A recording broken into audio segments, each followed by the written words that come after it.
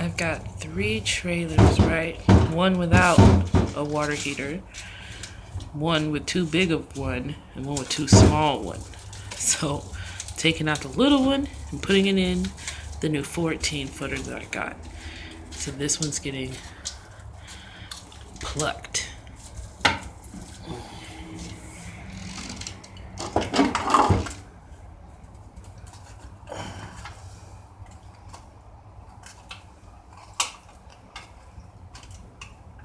This is why this water heater wasn't working.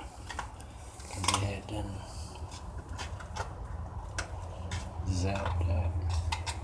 So those people didn't really understand why they shit.